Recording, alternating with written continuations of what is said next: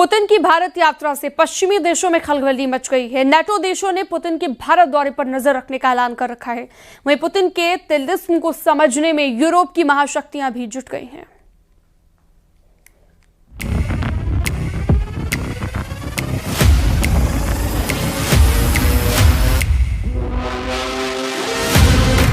Vladimir Putin खास दोस्तों के लिए किसी फरिश्ते से कम नहीं, वहीं दुश्मनों के लिए वो सबसे बड़ा तिलिस्म है।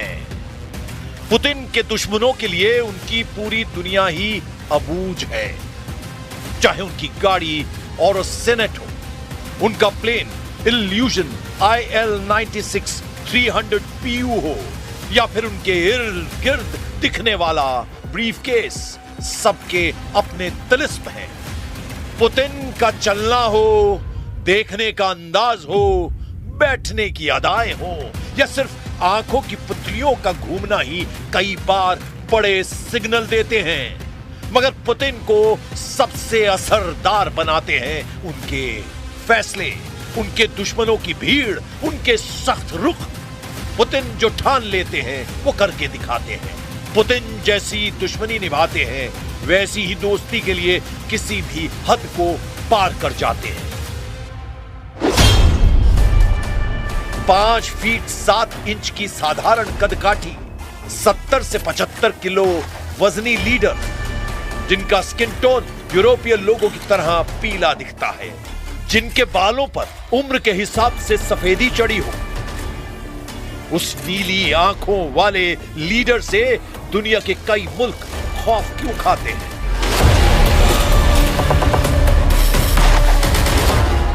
पुतिन को सर्वशक्तिमान क्यों कहा जाता है? सिर्फ दिलेरी भर इसकी वजह तो नहीं, सिर्फ सबसे बड़ा एटमी हथियारों का गोदाम भर इसकी वजह नहीं, सिर्फ अमेरिका से टकराने की जुर्रत भर इसकी वजह नहीं। पुतिन ऐसे दौर में सब पर भारी पड़ते हैं जब कई मुल्कों में तानाशाहों का सिक्का चलता है। ऐसे सुप्रीम लीडर भी पुतिन से सिर्फ दोस्ती की दुआ मांगते हैं, जिन्हें सनकी का तमगा दिया जाता है। तो इसकी वजह है रूस जैसे सुपर पावर पर पुतिन की जबरदस्त पकड़। पुतिन 25 साल से रूस के सर्वे सर्वा हैं, आगे भी जब तक चाहे बने रह सकते हैं।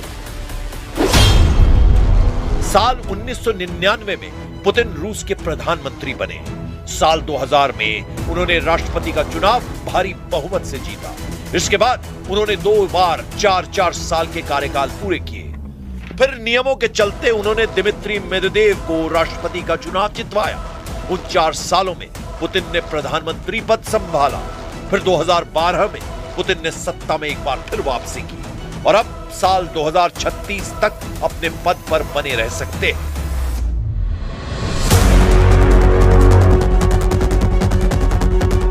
पुतिन के विरोधी कहते हैं कि रूस में उनकी इजाजत के बिना पत्ता भी नहीं हिलता। इसका कारण पुतिन के हाथ में दी गई असीम शक्तियां हैं। पुतिन ने यूक्रेन रूस युद्ध के बीच एटमी हमलों के नियम बदल डाले हैं।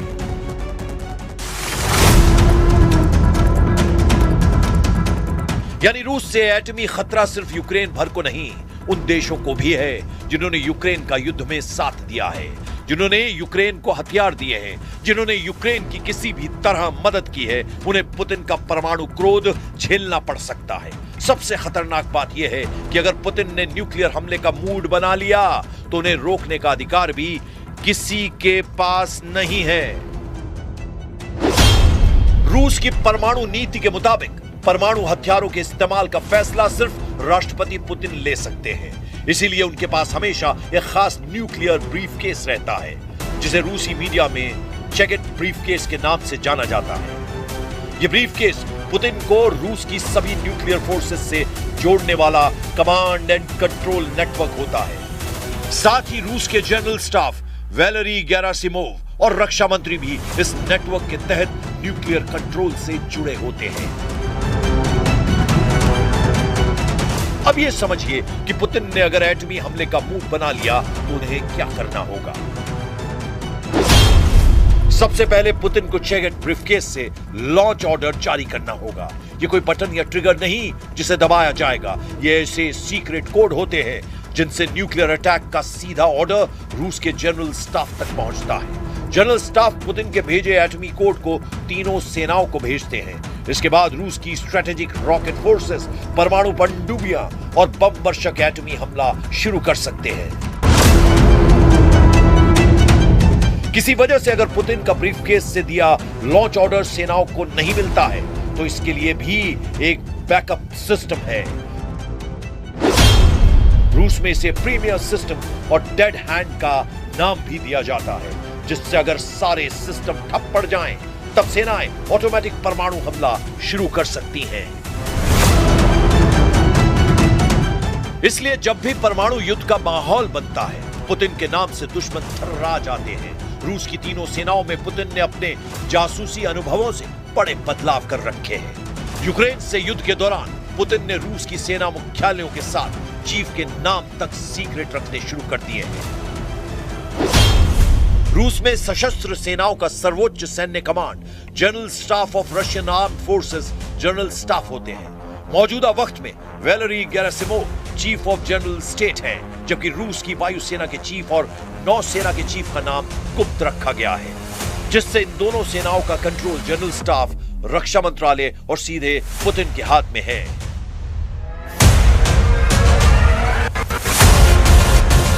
रूस की सेनाओं के जनरलों के नाम सीक्रेट रखने के साथ ही उनके रैंक और तैनाती में लगातार बदलाव किए जाते हैं। सेंसिटिव मिलिट्री कमांड के कमांडर का नाम भी रूस सीक्रेट रखता है। रूस में पहले 4 कमांड थी, इन्हें अब 5 कर दिया गया है। रूस में मार्च 2024 के बाद से कुल 5 मुख्य मिलिट्री डिस्ट्रिक्ट हैं। पहला मॉस्को मिलिट्री डिस्ट्रिक्ट सेना मुख्यालय है, जहां से क्रेमलिन और राजधानी क्षेत्र की सुरक्षा की जाती है। मई 2024 से मॉस्को मिलिट्री के कमांडर जनरल सर्गेई कुज़वलेव है। दूसरा लेनिनग्राद मिलिट्री डिस्ट्रिक्ट, जहां से उत्तर पश्चिमी रूस यानी सेंट पीटर्सबर्ग, बाल्टिक क्षेत्र, आर्कटिक क्षेत्र की सिक्योरिटी की जाती है। अभी लेनिनग्राद के कमांडर येवगेनी निकिफोरोव है। रूस का तीसरा सेंट्रल मिलिट्री डिस्ट्रिक्ट है। इसमें उराल वोल्गा उत्तरी साइबेरिया का इलाका आता है, जिसकी कमान जनरल एंड्री मार्डविचव के पास थी। रूस का चौथा दक्षिणी मिलिट्री डिस्ट्रिक्ट है, जिसका जिम्मा दक्षिणी रूस, काला सागर, नॉर्थ काकेशस और यूक्रेन से विवादित हिस्से की सुरक्षा है। 2024 से यहां के कमांडर का नाम उजागर नहीं किया गया है। रूस का 5वां पूर्वी मिलिट्री डिस्ट्रिक्ट है, जहां से प्रशांत महासागर और साइबेरिया की सिक्योरिटी की जाती है।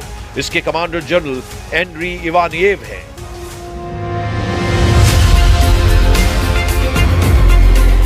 पुतिन ने रूस की सैन्य शक्ति को अजेय बनाने की हर संभव कोशिश की है। इसमें उनकी मदद केजीबी एजेंट के दिनों में मिली ट्रेनिंग करती है। पुतिन सोवियत संघ की खुफिया एजेंसी केजीबी के जाबाज एजेंट रह चुके हैं। पूर्वी जर्मनी के ड्रेसडन में पुतिन ने कई साल तक अंडरग्राउंड रहकर मिशन अंजाम दिए। सोवियत यूनियन के इसी सुपर स्पाई ने जब सत्ता संभाली तो दुश्मन देशों से एक एक कर हिसाब लेना शुरू किया। पुतिन ने सोवियत संघ विघटन के बाद एक बिखराव का खतरा झेल रहे रूस को एकजुट करने के लिए 89 राज्यों का विलय करके 7 संघीय प्रांत बनाए। पुतिन ने रूस के दुश्मन चेचेन विद्रोहियों के खिलाफ मिलिट्री ऑपरेशन चलाकर उनका सफाया किया। अगस्त 2008 में पुतिन ने जॉर्जिया को युद्ध में हराकर गोरी और जुगदीदी इलाके पर कंट्रोल किया। साल 2014 में पुतिन ने यूक्रेन के क्राइमिया पर हमला कर उसे रूस में मिला लिया। जिन देशों ने नाटो से नजदीकियां बढ़ाई, जिन देशों ने पश्चिमी शक्तियों के इशारे पर चलना शुरू किया, जिन देशों ने अमेरिका से दोस्ती बढ़ाई, उन्हें पुतिन ने सबक सिखाया है। यूक्रेन से रूस के युद्ध की वजह भी उसकी नाटो में शामिल होने की जिद है। पुतिन नहीं चाहते हैं कि नाटो का विस्तार रूस तक हो। पुतिन नहीं चाहते कि रूस का सोवियत यूनियन जैसा इतिहास हो। इसीलिए किसी भी खतरे को देखते ही पुतिन एक्शन में आ जाते हैं। लेकिन यही पुतिन दोस्ती की मिसाल भी कायम करते हैं। भारत के लिए पुतिन के दिल में खास जगह है। प्रधानमंत्री नरेंद्र मोदी को पुतिन कितना सम्मान देते हैं, इसे तस्वीरें खुद बयां करती हैं। इसीलिए पुतिन पर टिट फॉर टैट वाली कहावत सटीक जमती है।